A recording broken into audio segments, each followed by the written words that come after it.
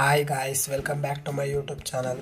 ನಾವು ಇವತ್ತು ಏನು ನೋಡ್ತಿದ್ದೀವಿ ಅಂದರೆ physics important question 5th chapter. ನಾವು already first chapter, second chapter, third chapter, fourth chapter important questions ಮಾಡಿ ನಾನು ಹಾಕಿದ್ದೀನಿ. ನೀವೇನಾದರೂ ನೋಡಿಲ್ಲ ಅಂದರೆ ನನ್ನ ಯೂಟ್ಯೂಬ್ ಚಾನಲ್ಗೆ ಹೋಗಿ ನೋಡಿ. ಇವಾಗ 5th ಚಾಪ್ಟರ್ ನೋಡೋಣ, ಮ್ಯಾಗ್ನೆಟಿಸಮ್ ಆ್ಯಂಡ್ ಮ್ಯಾಟರ್. ಇಲ್ಲಿ ಫಸ್ಟು ಏನು ಇಂಪಾರ್ಟೆಂಟ್ ಕ್ವಶನ್ ಯಾವುದು ಅಂದರೆ, ನೀವು ನನ್ನ ಚಾನಲ್ಗೆ ಇನ್ನೂ ಸಬ್ಸ್ಕ್ರೈಬ್ ಆಗಿಲ್ಲ ಅಂದರೆ ಸಬ್ಸ್ಕ್ರೈಬ್ ಆಗಿ, ಲೈಕ್ ಮಾಡಿ, ಶೇರ್ ಮಾಡಿ ವಿಡಿಯೋನ ಆದಷ್ಟು. ಇದರಲ್ಲಿ first of all important question ಯಾವುದು ಅಂದರೆ ಮ್ಯಾಗ್ನೆಟಿಕ್ ಫೀಲ್ಡ್ ಲೈನ್ಸ್. ಇದು ವೆರಿ ಇಂಪಾರ್ಟೆಂಟ್ ಕ್ವಶನ್ನು.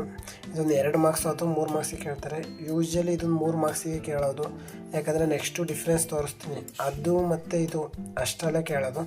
ನೆಕ್ಸ್ಟು ಈಗಿರೋ ಇದರಲ್ಲಿ ಸಾಲಿನಾಯ್ಡು ಏನು ಕೇಳಲ್ಲ. ಕೇಳಿದರೆ ಯಾವಾಗ ಹೋದ ವರ್ಷದಿಂದ 3 ಪ್ಯಾಟ್ರನ್ ಬಂದಿದೆಯಲ್ಲ, ಆದ್ದರಿಂದ ಕೇಳ್ಬೋದು ಅಷ್ಟೇ.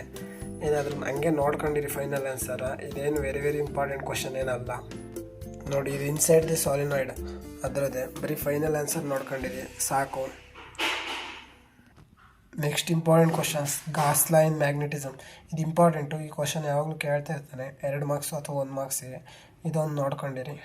ಈ ಚಾಪ್ಟರಲ್ಲಿ ಏನಪ್ಪ ಅಂದರೆ 3 ಮಾರ್ಕ್ಸಿಗೆ ಕೇಳೋದ್ರಿಂದ 1 ಮಾರ್ಕ್ಸ್ ಸಬ್ ಡಿವೈಸಾಗಿ ಕೇಳ್ಬೋದು. What is magnetic declination and magnetic dipolar or inclination. ಅದನ್ನು ವಾಟ್ ಈಸ್ ಅಂತ ಇದು ಸಬ್ ಕ್ವಶನ್ ಇದಾವಲ್ಲ, ಇವನು 3 ಡಿಫೈನ್ ಮಾಡೋಕ್ಕೆ ಕೇಳ್ತಾನೆ. ಇದಕ್ಕೋಸ್ಕರ ಇದು ವೆರಿ ಇಂಪಾರ್ಟೆಂಟ್ ಕ್ವಶನ್ನು ನೋಡ್ಕೊಳ್ಳಿ. ಇದರಲ್ಲಿ 3 ಮಾರ್ಕ್ಸಿಂದ ಅಷ್ಟೇ ಕೇಳೋದು. ಯೂಶ್ವಲಿ ಕೇಳೋದು ಡಯಾಮ್ಯಾಗ್ನೆಟಿಕ್, ಫೆರೋಮ್ಯಾಗ್ನೆಟಿಕ್ಕು, ಪ್ಯಾರಾಮ್ಯಾಗ್ನೆಟಿಕ್. ಅದ್ರ ಡಿಫ್ರೆನ್ಸ್ ಕೇಳ್ತಾನೆ ಅಥವಾ ಪ್ರಾಪರ್ಟೀಸ್ ಕೇಳ್ತಾನೆ. Very important chapter and easy chapter. ಇದರಲ್ಲಿ ಕೇಳ್ತಾನೆ ಅನ್ನೋ ಕ್ವಶನ್. ನೀವು ಇವೆಲ್ಲನೂ ಓದಿದರೆ ಔಟ್ ಆಫ್ ಔಟ್ ತೆಗಿಬೋದು. ನನಗೊಂದು ನೆಕ್ಸ್ಟ್ ಹೇಳ್ತೀನಿ. ಆ ಕ್ವಶನ್ ಓದಿದರೆ ಆರಾಮಾಗಿ ಯಾರು ಪಾಸ್ ಆಗಲ್ಲ ಅಂತೀರ ಅವರೆಲ್ಲ ಅಷ್ಟು ಓದ್ಕೊಂಡ್ರೆ ಸಾಕು. ಇವೆಲ್ಲ ಓದೋ ಅವಶ್ಯಕತೆ ಏನಿಲ್ಲ.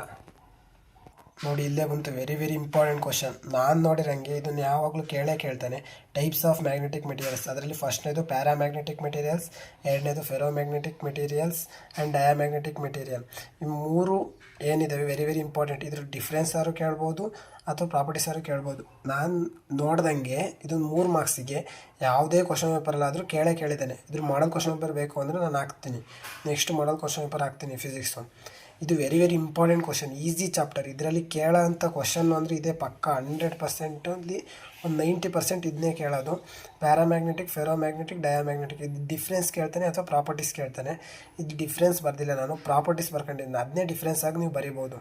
ಅದನ್ನು ತೋರಿಸ್ತೀನಿ ಈಗ ನೋಡಿ. ಫಸ್ಟ್ನೇದು ಪ್ರಾಪರ್ಟೀಸ್ ಆಫ್ ಪ್ಯಾರಾಮ್ಯಾಗ್ನೆಟಿಕ್ ಮೆಟೀರಿಯಲ್ಸ್. ಇಲ್ಲಿ 1 ಪಾಯಿಂಟ್ ಇದೆ, ನೆಕ್ಸ್ಟ್ ಪೇಜಲ್ಲಿದೆ. ಇಷ್ಟು ಪ್ರಾಪರ್ಟೀಸು ಪ್ಯಾರಾಮ್ಯಾಗ್ನೆಟಿಕ್ಕು. ಡಿಫ್ರೆನ್ಸಿಗೆ ಕೇಳಿದ್ರೆ ನೀವು ಇದನ್ನೇ ಬರಿಬೋದು, ಏನು ಚೇಂಜಸ್ ಏನಿರಲ್ಲ, ಇದೇ ಥರ ಇರುತ್ತೆ. Next properties of ferromagnetic materials. ಇಷ್ಟು ಪ್ರಾಪರ್ಟೀಸ್ ಆಫ್ ಫೆರೋಮ್ಯಾಗ್ನೆಟಿಕ್ ಮೆಟೀರಿಯಲ್ಸ್. ನೀವು ಇಷ್ಟನ್ನು ಕಲ್ತ್ಕೊಂಡ್ರೆ ಸಾಕು. ಈ 3 ಕ್ವಶನ್ ಕಲ್ತ್ಕೊಂಡ್ರೆ ಸಾಕು. ಈ 3 ಕ್ವಶನ್ನಲ್ಲೇ ವೆರಿ ಇಂಪಾರ್ಟೆಂಟ್, ಇದರಲ್ಲೇ ಕೇಳೋದು. Next properties of diamagnetic materials.